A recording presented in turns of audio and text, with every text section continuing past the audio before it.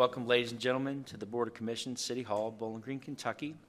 Regular meeting, April 21st, 2026 at 4:30 p.m. We're going to begin the evening with the invocation and pledge allegiance, and I will turn it over to Commissioner Sue Perigin.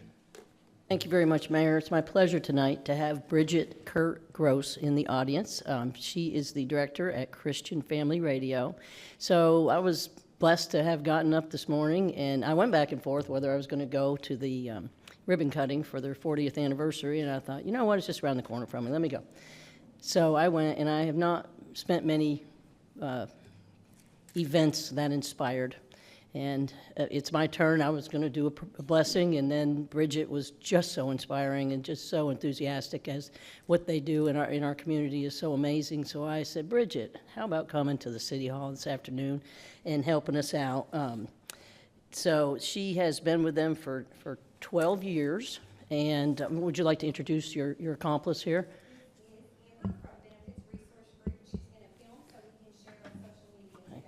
It really is a great thing. Media is a double-edged sword, of course, as we all know. But in this manner, it is not a double-edged sword. It's a blessing to our region, our community, that we have that means to spread the gospel and the word. So thank you very much for being here. Please. I wanted to take just a minute, if I could, and just tell you, we're celebrating 40 years. We will be on the air 40 years. And so it didn't start in a boardroom. It didn't start typically or corporately. A grain farmer from Warren County went out west. He heard Christian music on the radio. This was before we had these phones that we could play on. He heard the music, and he was already volunteering at his church. And what he wanted was to bring the music that he heard back to Bowling Green, Kentucky. And that's what he did. He came back, he asked his kids to listen to the music. They said, we want a radio station that plays that kind of music here. And that conversation and that prayer and that farmer seeded 40 years of ministry, experiences, music. I'm a Western grad, communications. God brought me to media, and I believe media is a manifold of exhortation, delivering information accurately. And on CFR, it's always going to be delivered to strengthen family, faith, and community. So it's an honor to pray for you. Thank you for being a public servant, and thank you for making our community stronger. Would you pray with me? I thank you, God, tonight for these, your servants. We are here earnestly carrying burdens. We're carrying joy. We're carrying hope. We're trusting you, God, in your love and your peace to help us, Lord, to trust you the most. More than our fears and our wounds, even our accomplishments. We pray that you would be glorified tonight through the decisions of the City Commission. We pray that poverty, violence, anger, and hate would cease, and that we would have the eyes to see how our lives are all connected and how your common good is upheld. When we listen and respond with pure intention, we pray for wisdom, for strength, for courage to do what is right and good for all the citizens. May we be good neighbors, recognizing your image in every person. Let your light shine throughout every neighborhood, school, and storefront and church. Let the gospel permeate every part of this city and break through every area of darkness. In the name of Jesus, whose perfect love sets us free from all fear. Amen. Pledge of allegiance. Pledge allegiance to the flag of the United States of America and to the republic for which it stands, one nation, under God, indivisible, with liberty and justice for all. Thank you so much, Bridget. That was amazing. Great way to start our meeting. All right, it's going to be a great meeting. Thank you, Bridget. Thank you. Thank you, Commissioner Perigin. Mrs. Jackson, will you please provide a roll call at this time? Commissioner Perigin. Here. Commissioner Bailey. Here. Commissioner Beasley Brown. Here. Commissioner Hill. Here. Mayor Alcott. Here. Mr. Meisel, how are you tonight? Good, thank you, Mayor. Just a couple of things. If you are in the audience and wanting to make public comments, please sign the register in the back corner of the room. We'll take those up after our regular agenda. Secondly, I would like to request to pull item number 6, ordinance BG 2026-6 from the agenda tonight for further discussion, further work, and we'll bring that back at a later time, hopefully at the next meeting, May 5th. But we'll need to, no need action. Okay, thank you, Ashley. That's all I have, Mayor. Do I need to? At this time, thank you, though. Thank you, Mr. Mizel. First item will be approval of a minutes for our special meeting, April 2nd, 2026. So moved. Moved by Commissioner Perigin, second by Commissioner Hill. Roll call, please. Perigin. Yes. Bailey. Yes. Beasley Brown. Yes. Hill. Yes. Alcott. Yes. Municipal order number 2026-89. Municipal order approving amended and restated workforce coordinator agreement among the City of Bowling Green, Warren County, and Bowling Green Area Chamber of Commerce. Second. Moved by Commissioner Hill, second by Commissioner Beasley Brown. Mr. Mizel. It's hard to believe, but since 2014, we have partnered with the county and the Chamber of Commerce for this workforce coordinator position to proactively work with targeted businesses in Bowling Green, Warren County, work with our workforce development board, work with our K through 12 education partners, Warren County Schools and Bowling Green Independent School System, and as well work with WKU and Sky CTC, and just provide, transparency, provide reporting to the city and county. And I'd like to thank Meredith Rosansky for her work on this for many, many years. But before you tonight is just a renewal of our agreement with the Chamber to provide, in exchange for all those services I just mentioned, $35,000 for a term of 2 years, $35,000 annually, and would like your support on this to keep this going. Meredith is with us tonight, can answer any of your questions you might have on this one. Mr. Mizel, Commissioners, questions at this time?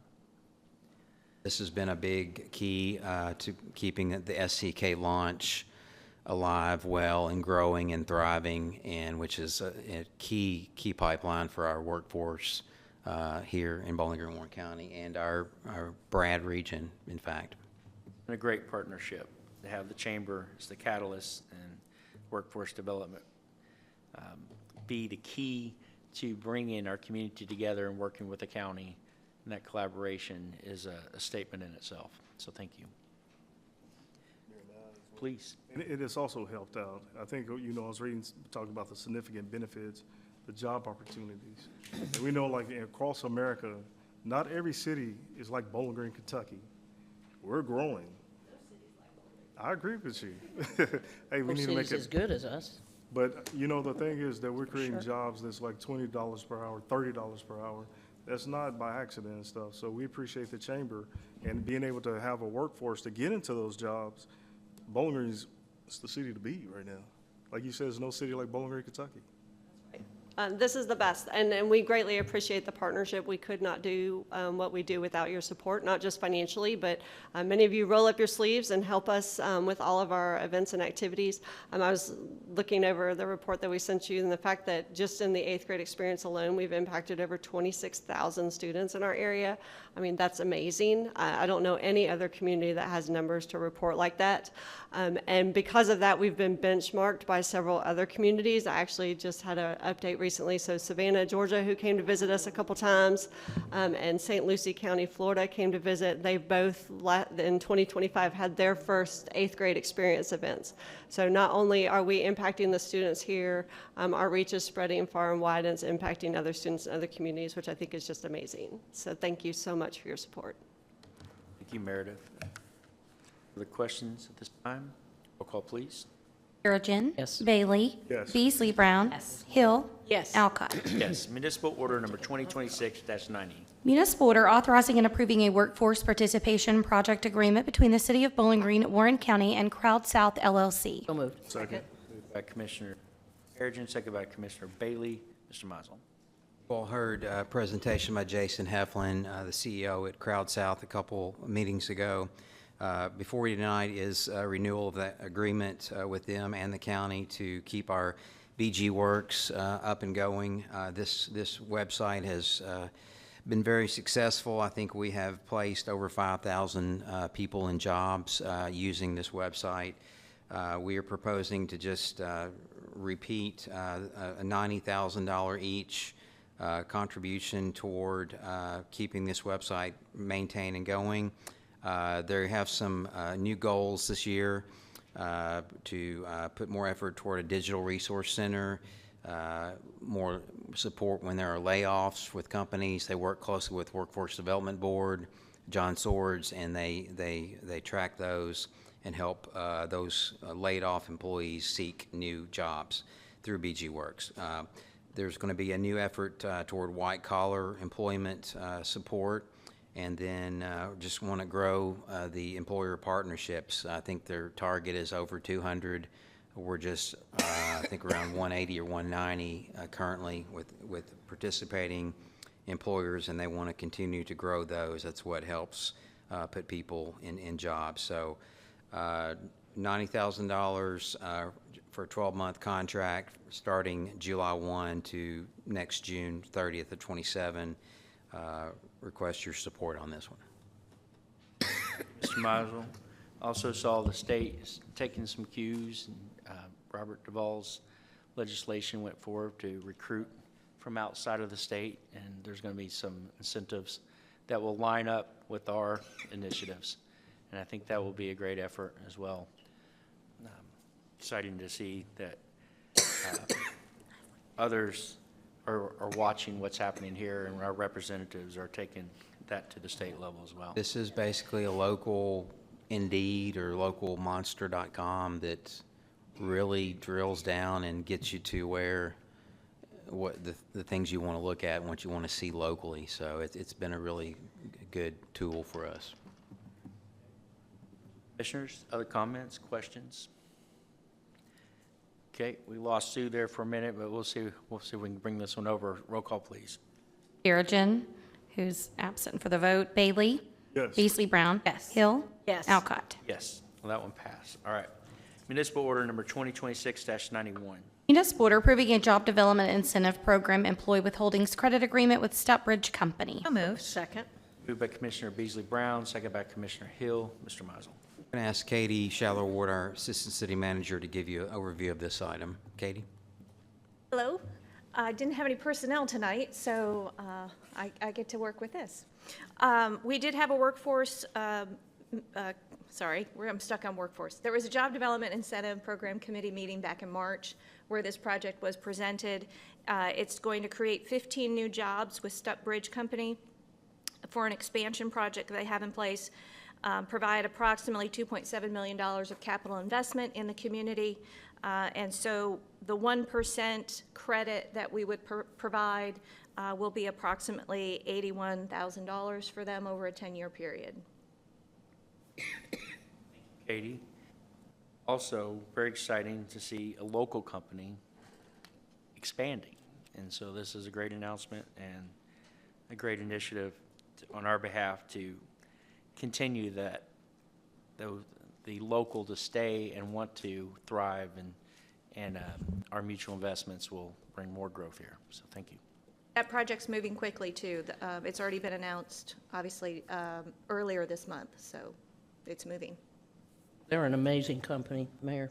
Just amazing what they're doing out there. Have you ever seen those bridges? I've been up there, and there's literally steel that would be 5 times the length of this room under one warehouse, and they put that on rail and truck and move it, which is incredible. Most of it's done when we're sleeping, but All across the country. It's quality that incredible. goes into that facility and into that craftsman. It's one of the biggest bridge builders on this side of the Mississippi, and I understand that they go on the other side of the Mississippi too.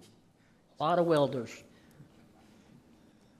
Okay, further questions, comments?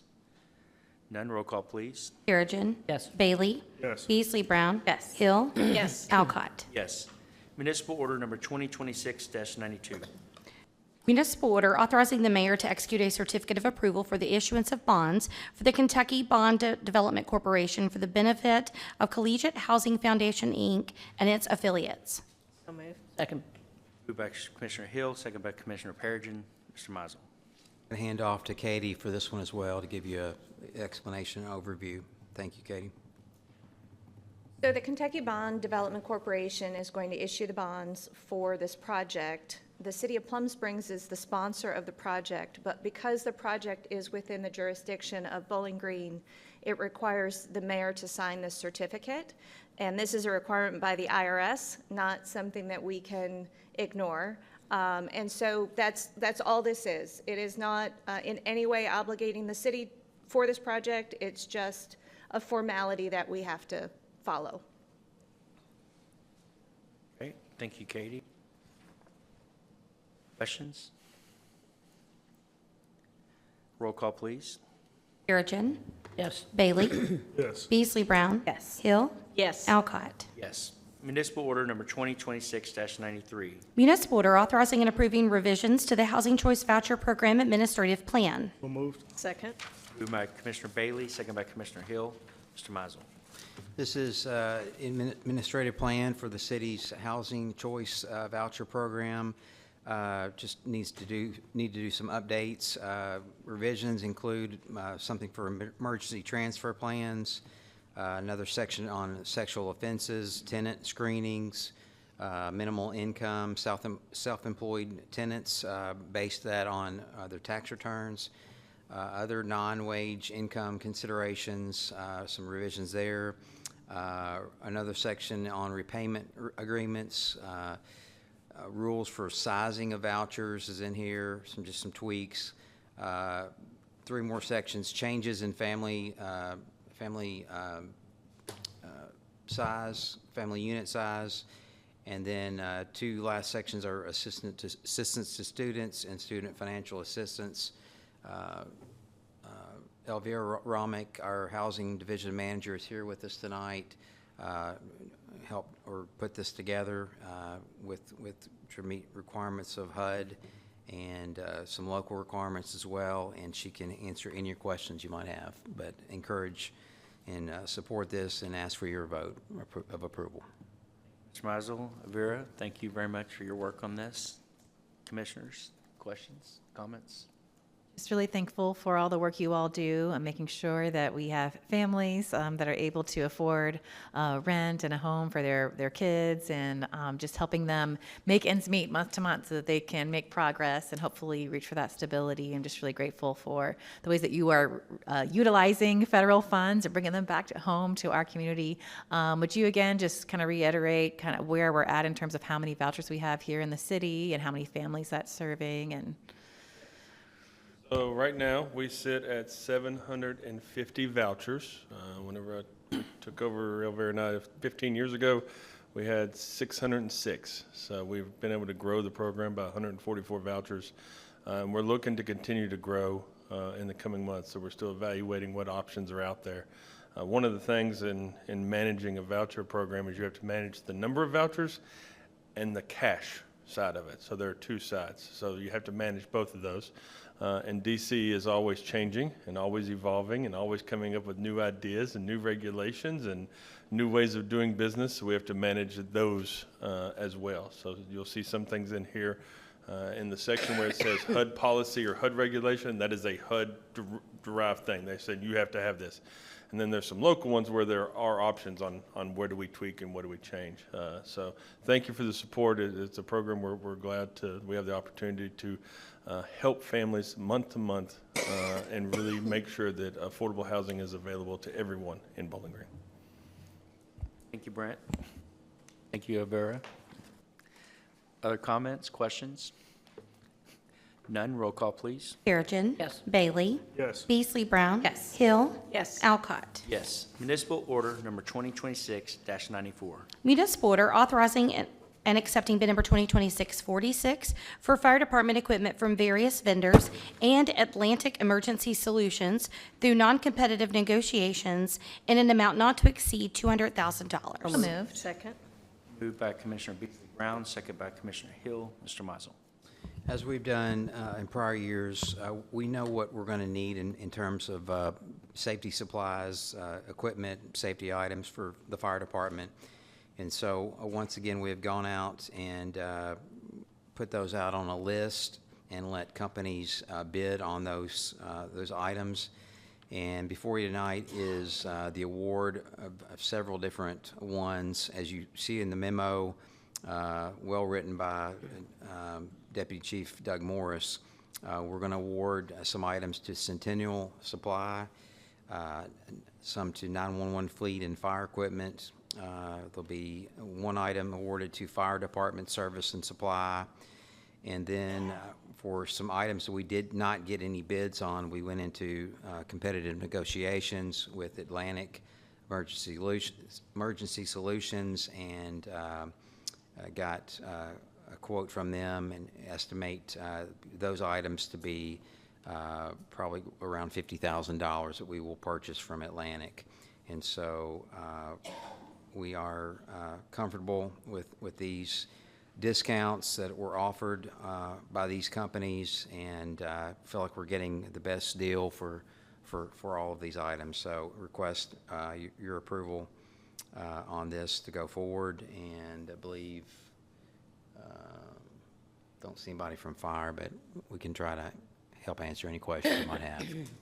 But this is similar to the last couple of rounds we've done to these purchases. Works out pretty well. Questions at this time? None. Roll call, please. Perigin. Yes.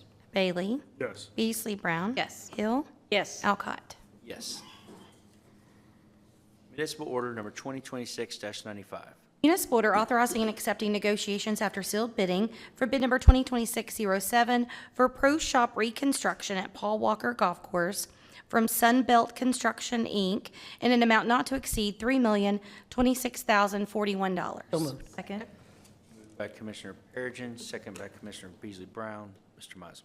Part of the FY26 capital improvement project budget, you all approved this project to redevelop the facilities over at Paul Walker Golf Course, a new clubhouse, pro shop, some real cart barns that are solid and sustainable, construction of a patio area, and plug into the city sewer for the first time.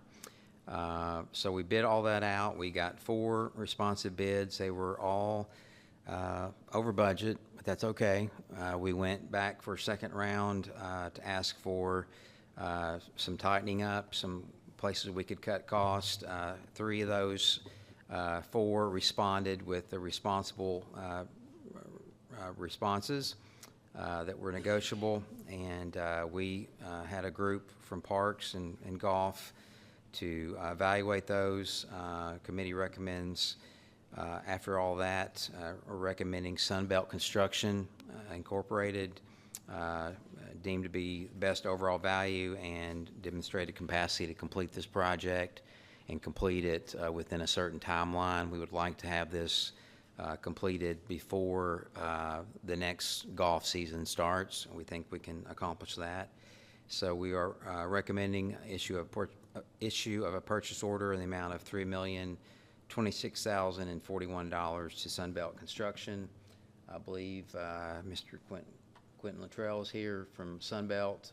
If you have any questions on this, thank you to Haley Parrott in Parks for working on this project. Zach as well, our pro shop, our golf pro over there for Paul Walker and Hobson, and of course our Parks Director Brent Belcher, all here to answer any of your questions you might have. But we are very excited to get started on this project to produce a really good facility for that whole park with new restrooms, new amenities for the playground.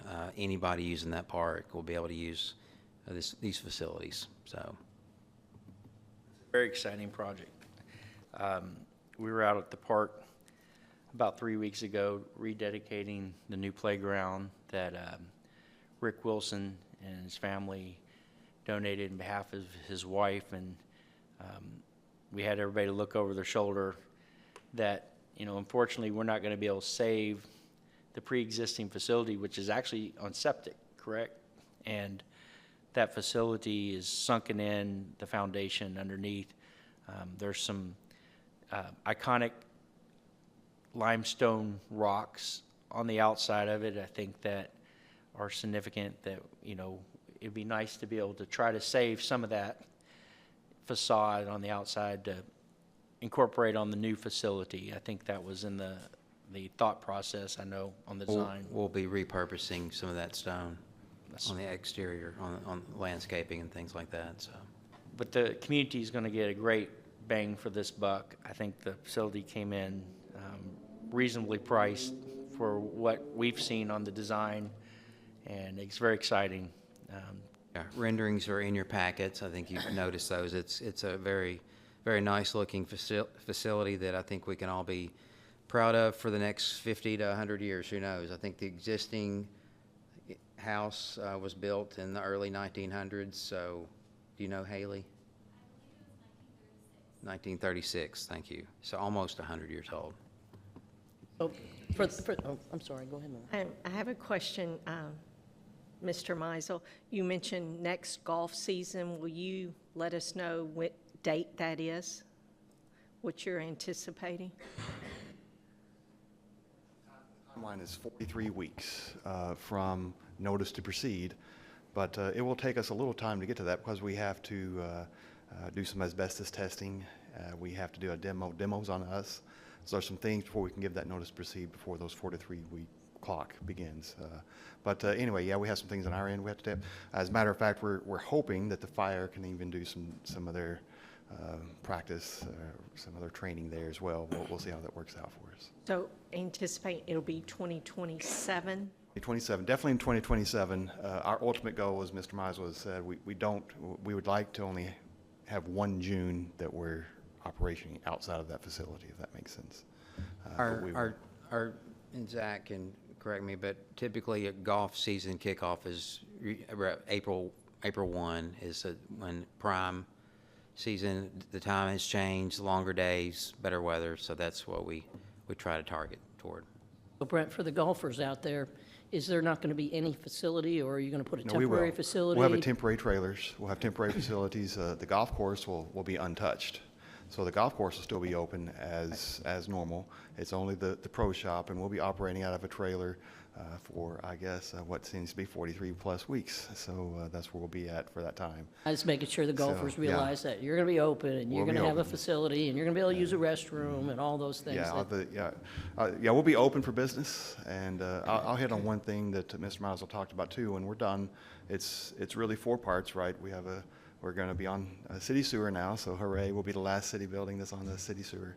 But we'll also be a cart barn, which is over half the square footage of this facility. A patio that will serve the golf course, but also I think we can have some meetings and such, and the pro shop. But the fourth part is the public restrooms will be there. There'll be 3 public restrooms. One will be open while the park is open. I'll put it that way. It won't be open all night, but it'll be open while the park is open. So it'll be an upgrade on the public restrooms. Short story. Big upgrade. Other comments, questions? Thank you, Brent. Very exciting. Roll call.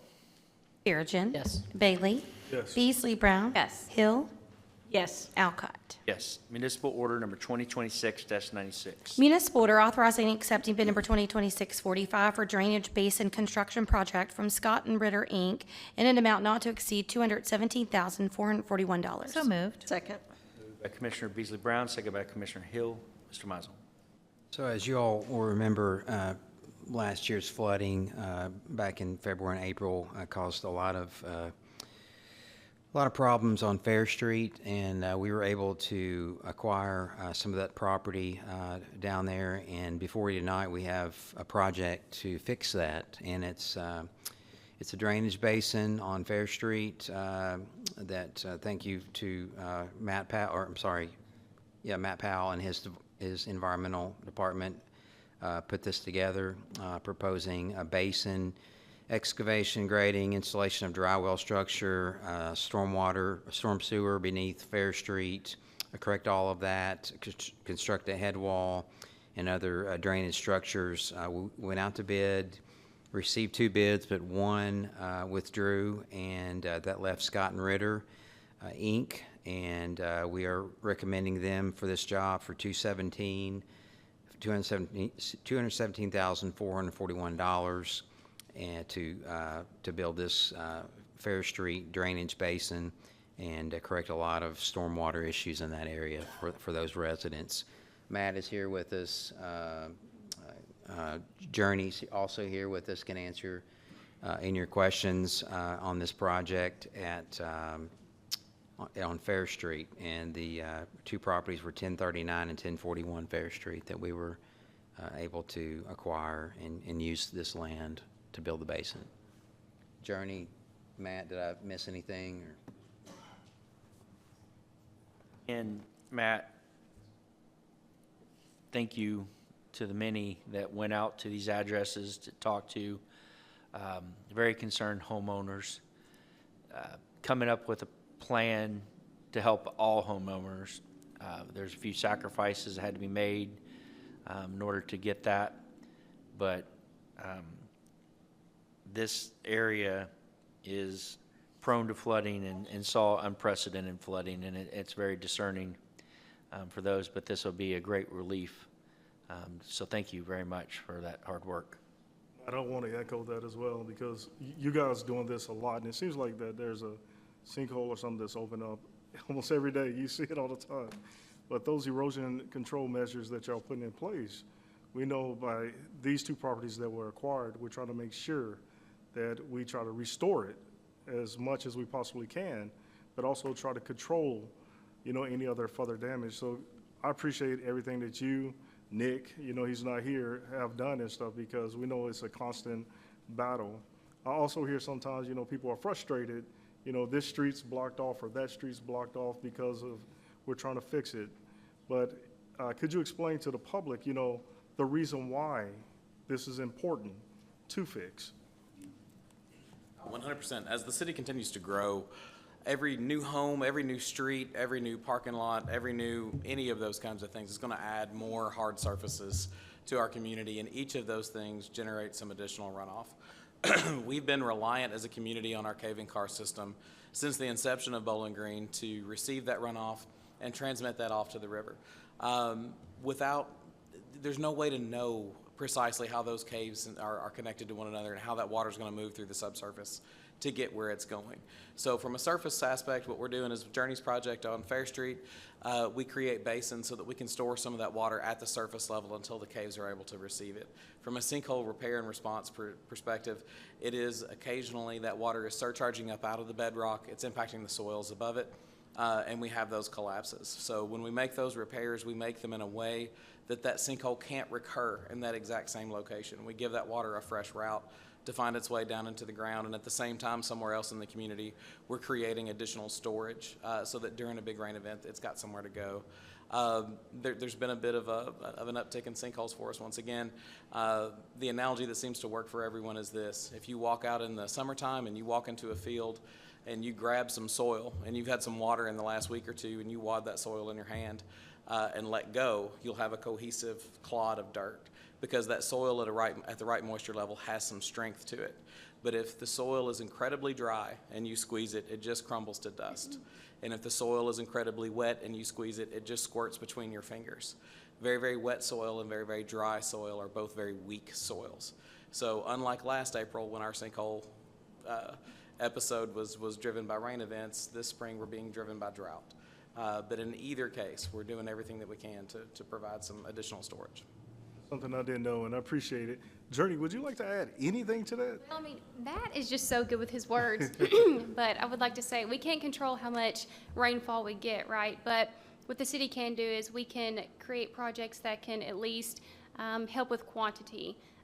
Our goal is to control the water as much as we can, and that's what we can do, and that's the best we can do.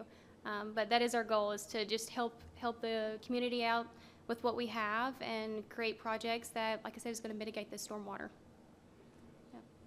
Yeah. Just real quick while you're still up here, I mean, I remember calling you in that huge flooding event past 10 o'clock at night, being like, is everyone okay? And you were literally at this spot helping these folks. So can you kind of explain the type of situation that neighborhoods like this are facing and how, this particular fix is going to help the neighborhood, and then maybe the timeline for the neighborhood to kind of know what to expect when in the next coming? So it's a bit bittersweet for this particular group of families Yeah. because we all worked very, very hard to save their homes during that rain event, and ultimately they are going to lose their home. The reality of the situation is that they were just simply at the lowest point of a pretty big watershed, and there weren't any locations where we could take that water and store it to be protective of these two homes. So they were gracious and allowed us to purchase those properties so that we can install this stormwater storage system that will be protective of the remaining homes in that neighborhood. It's something that lots of neighborhoods face. We're tracking a lot of these kinds of issues. And so what my team is doing is constantly looking to create connectivity and storage so that stormwater, when it builds up too much in a particular place, has somewhere to go, whether that's an overland solution or an underground solution. So the timeline in terms of, for this disruption in this little part of the neighborhood? In this little neighborhood will be done before October. Okay, great. Thank you, Matt. Thank you all. Okay, no further questions at this time. Roll call, please. Perigin. Yes. Bailey. Yes. Beasley Brown. Yes. Hill. Yes. Alcott. Yes. Municipal order number 2026-97. Municipal order authorizing and accepting bid number 2026-49 for Sloan Convention Center LED sign replacement project from Signature Signs, Inc. in an amount not to exceed $138,536.03. So moved. Second? Moved by Commissioner Perigin, second by Commissioner Hill. Mr. Mizel. I think I'll be preaching to the choir on this one. You all are all on the Convention Center Committee, and we are in need to replace an LED sign there by Steak and Shake as you come in on, off Scottsville Road. It was also proposed that we add a sign on premise, and I think you all have decided to put one right out in front on at the T where Ashley tees into Wilkinson Trace, Wilkinson Trace, where you run pretty much right into it on the other end of the convention center. And with the current upgrade and renovations going on over at Holiday Inn, as they move toward the conversion to Crown Plaza Hotel, we felt like, Dave Hayner, thank you, Dave, we felt like this was a good time to make these changes toward the signage to help with business and help promote our own convention center. And so in your packets is the award we're looking at. We went out for bid. We got 3 proposals, signature signs, complete signs, and blink signs. We are recommending, or you all were recommending, signature signs for $138,536 to do the 2 signs, and all this has been being paid for out of the Convention Center Fund. So recommend approval to signature signs, $138,536. Dave Hayner is here, can answer any of your questions. Okay. Questions at this time? David, thank you for being here. Any renderings on what this possible sign might look like differently from what's there today? When we had our convention center meeting last, I had a picture, a little rendering in the packet then. It's going to look similar to that. One clarification that Jeff made, it's actually going to be directly in front of the carport instead of at the T. That's just the best place where it's just up a little bit. Thank you. Sorry. Yeah, from where the intersection is. But the big sign will be comparable to what's at SkyPack. Is that true or not? It's actually going to be a little bit bigger than what's at SkyPack. The one right in front of the building, and then the one at the street is going to be the same size as what exists now. And then once they finish the renovations, they're going to redo the rest of the signage to reflect Crown Plaza instead of Holiday Inn. So that's their plan. This include landscape work? We're going to handle that separately. So this is just purchase and install the sign. We can do that more effectively separately. Thank you, Dave. Further questions? Roll call, please. Perigin. Yes. Bailey. Yes. Beasley Brown. Yes. Hill. Yes. Alcott. Yes. Municipal order number 2026-98. Municipal order authorizing a change order to the contract with Atlantic Emergency Solutions for fire apparatus replacement parts, warranty work, and factory recalls in the amount of $27,500 for a total cost not to exceed $82,500. Second. By Commissioner Hill, second by Commissioner Bailey. Mr. Mizel. This current year, our fleet division took over responsibility for purchasing parts and supplies for our fire trucks and the repairs on those, and originally had a budget or PO of $55,000 with Atlantic Emergency Solutions. We've had some big repairs, big fixes this year, and are in need of adding to that PO. We think we need an additional $27,500 to get us through the end of June. Denise Gillen, our fleet division manager, is here with us, recommending this change, and I am in support of it as well, and just need your approval to go to 82.5 with Atlantic Emergency Solutions. We have the budget to cover it. We just need to adjust the PO. Questions? Roll call, please. Perigin. Yes. Bailey. Yes. Beasley Brown. Yes. Hill. Yes. Alcott. Yes. Ordinance number BG 2026-7, first reading, non-binding. Ordinance relating to budget amendment. Ordinance approving amendment number 3 to the City of Bowling Green, Kentucky annual operating budget for fiscal year 2026. Second. By Commissioner Perigin, second by Commissioner Brown. Mr. Mizel. This is our third budget amendment, which is pretty good for April. We're in our 10th month of the fiscal year. In this amendment that Aaron Ballou, our CFO, has put together, just capturing some donations to police department, parks, neighborhood community services, public works, the Kentucky CDBG coronavirus money that we got. In addition, the $58,000. There's a JAG grant is in here. More police department donations coming in.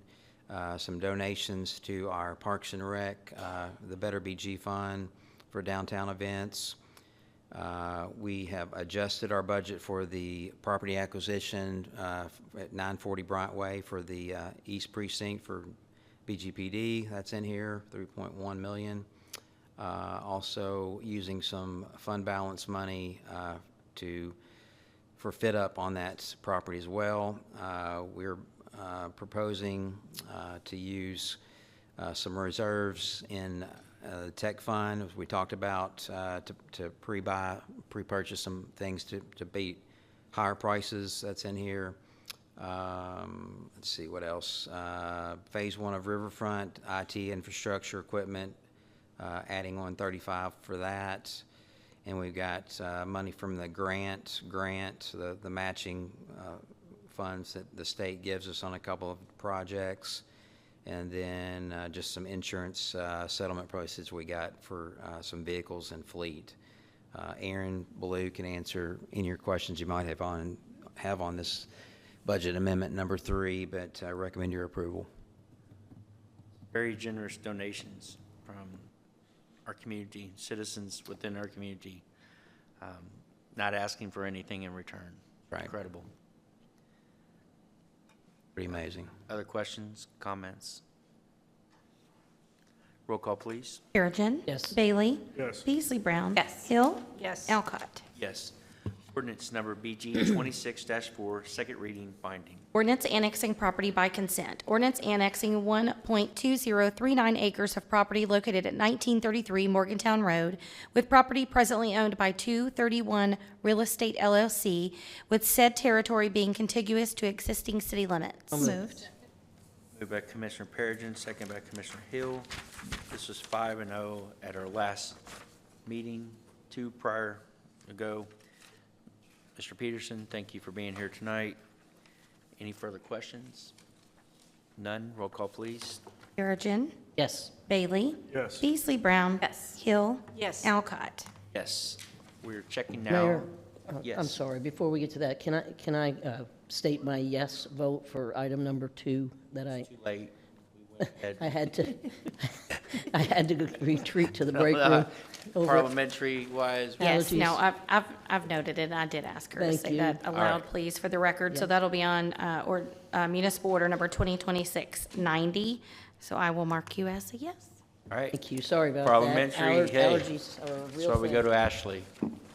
We're good. Thank you. All right, there's no public comments. Our next meeting will be May 5th, 2026, and we are adjourned. Thank you, everybody.